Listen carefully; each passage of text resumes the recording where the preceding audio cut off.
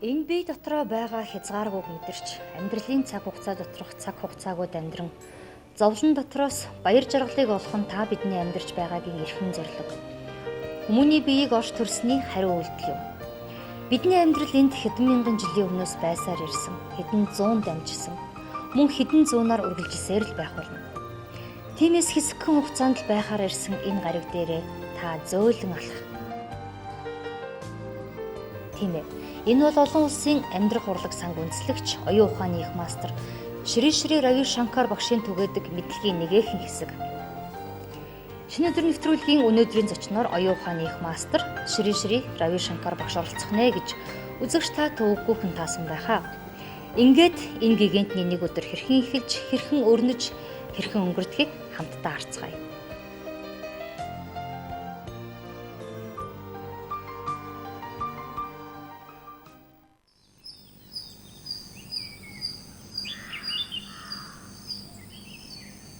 Энэтхэг улсын Бангалор хотын ойролцоо орших олон улсын бясалгалын төв Аашрам шинэ өглөөтэйгөө залгаж байна. Шүнжин орсон бороонд өнгө зүсээ зассан Аашрамын ногоон ой улам сүрлэг сайхан болсон харагдана. Өчигдөр сууж байсан сандал, өчигдөр алхаж явсан гудамж, өчигдөрхөн мэдлээ зөрж өнгөрсөн хүн бүхнийг анх удаа харж байгаа мэт цоошин мэдрэмж төрүүлхэн санив. Цагийн зөрүү орчин солигдоод гээд худлаа хийж болох ч үнэн хэрэгтээ сүүлийн хэдэн өдрөл уулзсан гэж догдлон хүлээж байсан оюун ухааны их мастер Шри Рави Шанкар багштай уулзсан гээд шөнө нойр муутай хонсон би яг одоо болцсон газар очихоор сэтгэл хөдлөн явна. Басчгүй бясалгалын анхан шатныг хүрст суусан гэсэндээ сэтгэлээ удирдах санаатай амьсгалаа чагнасаар Аашрамын хамгийн үзэсгэлэнт газар болох бясалгалын төв ордон Вишалагшаад ирлээ. Рави Шанкар багшийн шинэ өдөр энд пужад оролцсноор эхэлнэ.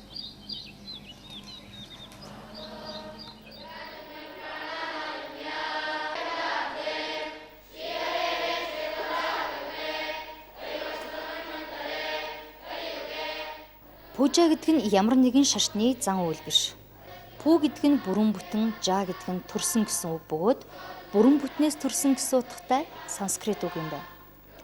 Оюун ухааны их мастер Шри Рави Шанкар багш 7 хоногт нэг удаа даваа гараг бүр энэ ёслолд оролцдог тогтсон ёс дэгж аягтай нь бидний зураг авах өдөртөө таарсанд холоос ирсэн бидний хувьд олзуурах хүчтэй байлаа. Пужагийн ёслолд 1 цагаас 1 цаг 30 минут орчим үргэлжилнэ. Бид Рави Шанкар багшийн нэг өдрийн ажлын төлөвлөгөөний дагуу зураг авч байгаа. Мөн шинэ өдөр нэвтрүүлэг баримтат сурвалжлагын жанраар бэлтгэгддэг учраас энэ өдөр болж өнгөрөх бүхий л үйл явдлыг элдв нэмэр хачиргүйгээр та бүхэндээ хүргэнэ.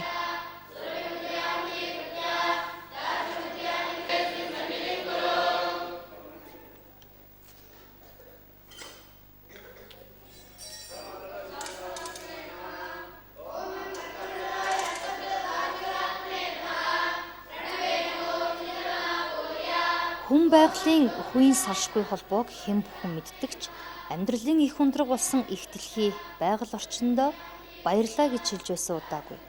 Тэгвэл энэхүү пужа хэмээх ёслол нь хүн бүрийг бүрэн бүтэн төрүүлж өгсөн, хүнийг бүтээж бий болгосон тэр их байгалийн сүр хүчинд талархаж буйгаа илэрхийлж байгаа ёслол юм байна. Мастераас мастер дамжин ирсэн тэнгэрлэг үгнүүдийн дуудлагаар энэ ёслолыг үлддэг.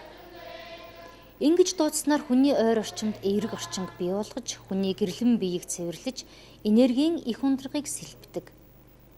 Рави Шанкар багш Аашрамд суурин байдаггүй. Өөрийн мэдлэгийг түгээхээр гадаад дотоодын улс оронд өргөдөж, байнга аялж явдаг учраас энэ удаа Аашрамдаа байгааг нь сонссон хүмүүс дэлхийн өнцөг булан бүрээс олноор иржээ. Ялангуяа ойрхон байдаг гэдэг утгаараа Бангалор хотоос их хүмүүс ирдэг юм байна лээ. Энэ пужагийн ёслолд ойролцоогоор 3000-аас 3500 хүн оролцож байна.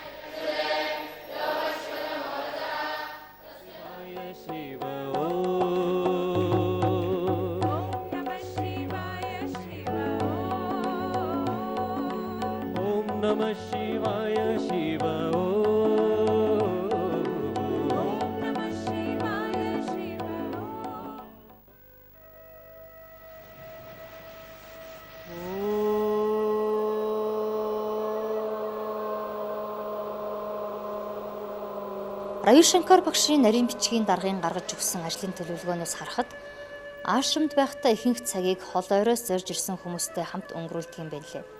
Ерөөс түүний барааг л харах гэж ирсэн гэх хүмүүстэй ч таарч байлаа. Another deep breath in and breathe out.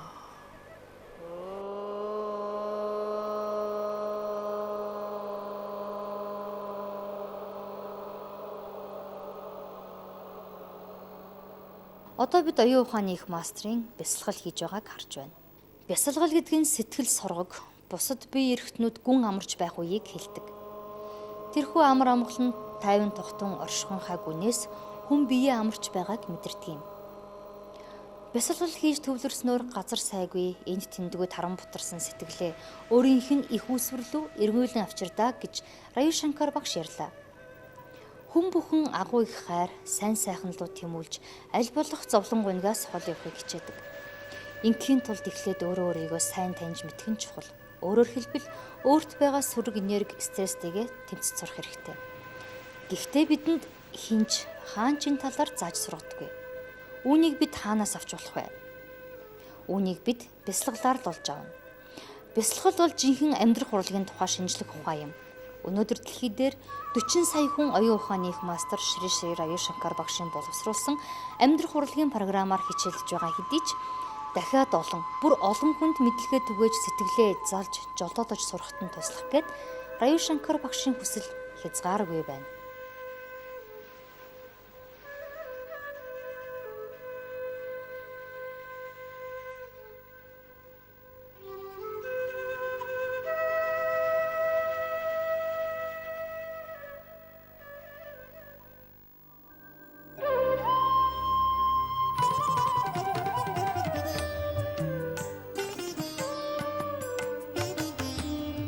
Бясалгалаа дуусгаад Рави Шанкар багш уулзалтынхаа өрөөнд ирлээ. Энд түүнийг Делигээс ирсэн хүмүүс болоод энэтхэгийн өдөр тутмын Дели пост саний сурвалжлагч, фото зурагчид хүлээж байлаа. Өглөөний 9 цагаас эхлээд хүлээсэн гэдгээ бидэнд хэлсэн юм. Гэхдээ энэ хүмүүс зүгээр хурч ирээд уулзчихгүй. Хэд хоногийн өмнөөс нарийн бичгтэй нь холбогдож зөвшөөрөл авснаа бидэнд бас нуулгүй ярьлаа. Шири Рави Шанкар багш та ирээдүйд хүчээ юунд зориулах бодолтой явдаг вэ?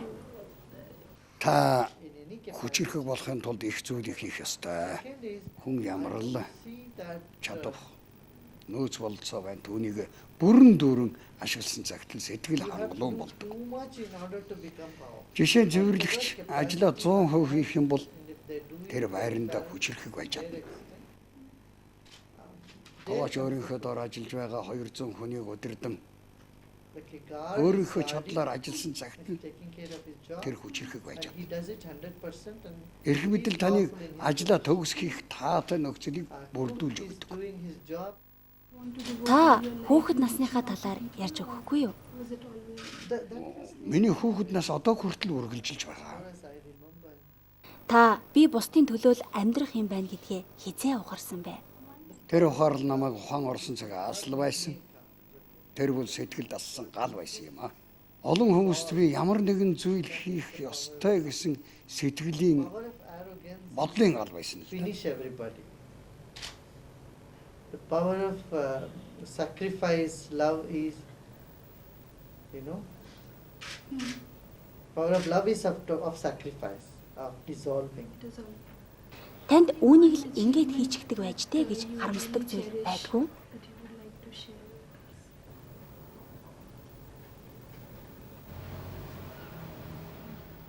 Бага Шри Ланкийн сүрэл 3 жилийн өмнө би тэднийг Судамуттай уулз гэж шахаж байсан. Тэндийг хүлцэнгүй бай. Дан хүчирхэл бүү гарга гэсэн харамсалтай тэд миний хэлснийг сонсолгүй маш бээрэнгүй байсан. Тэд бидний үгийг сонсоогүй үед бид юу ч хийж чадахгүй шүү дээ. Би үүнийг харамсал гэж хэлэхгүй.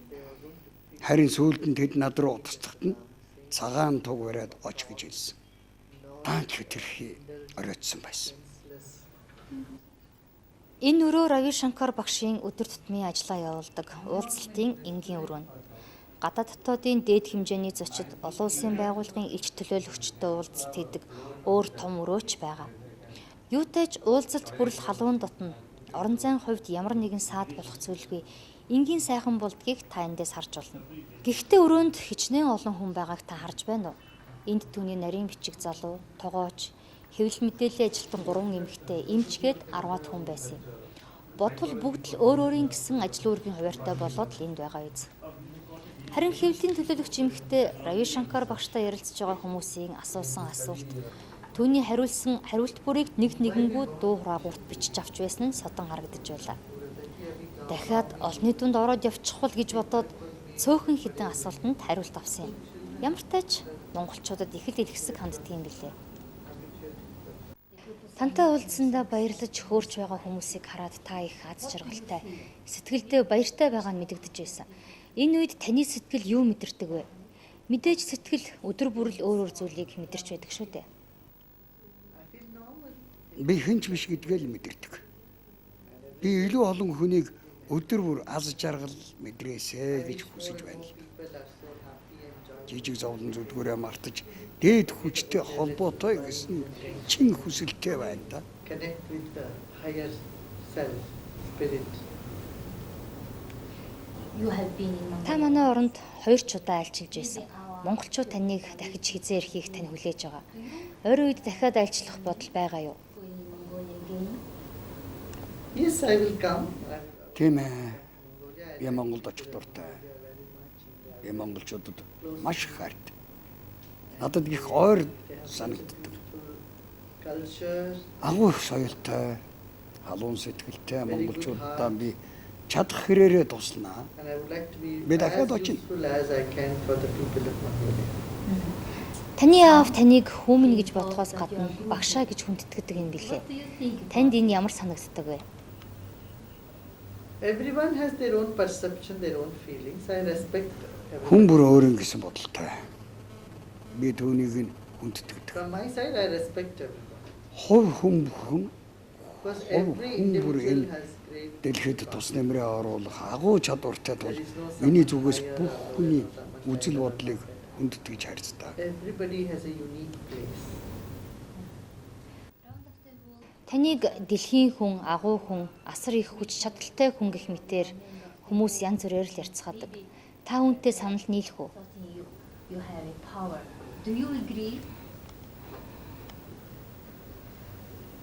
As I said, different people have the Та хэдий ч нэ их хариуцлага хүлээн. Тэр хэрээрээ хүмүүс танаас ихийг хүлээн. Бид ердөө хөндий бөгөөд хоосон. Тэгэхээр энэ бүгд тэнгэрлэг хүчээр бий болж байдаг гэж би ойлгодог. Таавал тэнгэрлэг эрчим хүчийн зэмсэг бөгөөд хүмүүст үүнийг түгэх дэлхийн хүмүүст туслах хүч юм. Та өөрийнхөө дурсамжийг бичиж байгаа юу? I've not thought of Энэ талаар ёстой бодож байгаагүй юм байна. Тэгвэл одоо энэ талаар бодож үзэх нь гэж ойлгож болох уу? Үүнийг бичихийг хүсч буй тэр олон хүмүүст үлдээ дээ. what is it, thank you in Mongolian? Paisa. Paisa. My Нийт Монголын greetings ард to all the түмэнд people бодохгүй of болох гэж Mongolia байгаа. on the Үндсийн их Mongol баяр наадмын мэнд дэвшүүлж байгааг минь хүлээн авна уу. Paisa. Миний ажил амьдралын нэг өдөртөө танилцж шинэ өдрийн нэвтрүүлэгтээ хамт байгаа Монголын үзэгч та бүхэнд баярлалаа.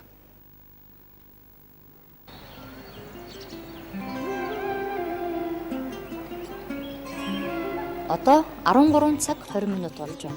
Уулзалт сая л өндөрлөө. Яг одоо Рави Шанкар багш өдрийн зоогоо барьж байна. Өөрөөс нь асуусан бол зөвшөөрөх байсан эсхийг мэдэхгүй юм. Ямар тач түүний нарийн бичих нь биднийг өглөөний цайны үеэрч, өдрийн хоолны үеэрч зураг авахыг зөвшөөрсөнгүй. Ямар зоог барьж байгааг сонирхвол аашрмын зоогийн газар бэлтгэсэн төв галтгооны хоол гэлээ. Өөрөөр хэлбэл ямар нэгэн тусгай хоол биш гин. Энэ хоолыг өнөөдөр энд байгаа 7000 орчим хүн идэж байгаа. Тэгэхээр бид ч бас идэнэ. Ингээд өдрийн хоолоо идчихээд эргээд 14 цагт уулзгаар тохирлоо.